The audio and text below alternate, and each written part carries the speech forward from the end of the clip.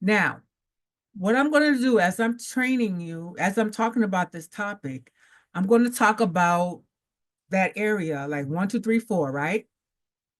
I'm going to talk about how it applies generally in our lives, and then I'll follow up with how it is applied as a court reporter professional or a court reporter, okay?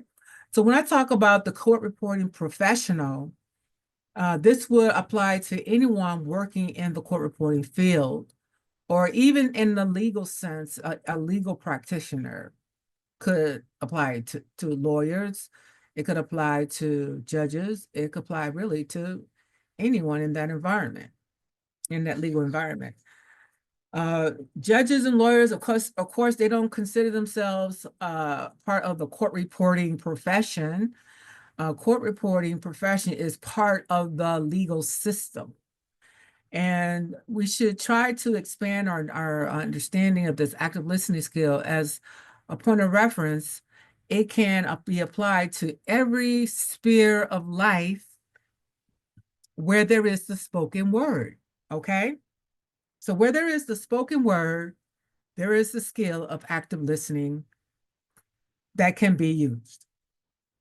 I like to say this. I like to say from time to time, we all listen, but do we listen well? Do we listen effectively? That's the question. So today we're going to talk about these different areas. So let's start with number 1. In active listening skills, listening for underlying emotions, recognizing feelings behind words is important in general conversation because it will dictate how we respond to people. This will give us the opportunity to share the joys of life or be there for the individual, showing empathy, support, love, patience, compassion, and care for an individual.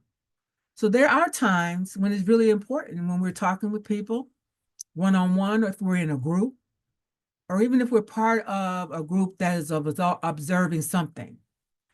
It is important that we understand and listen and pay attention to the emotions that are being displayed. What is underlying in those emotions? When we can recognize these emotions, it affects how we perceive what is being said. It affects what we perceive is being shown to us. Okay, so it's important, even in generally speaking, it's important for us to have some kind of understanding of the underlying emotions that are under what's being spoken. Okay. Now, when it comes to working as a court reporter or the court reporting profession, it is not our job to really tap into emotions. That's not really essential in our job because our job is to capture the spoken word and produce a verbatim record. Okay. So when it comes to the spoken word, listening for underlying emotions and recognizing feelings behind words is not our essential focus. Okay. We listen for the words, but not for underlying emotions.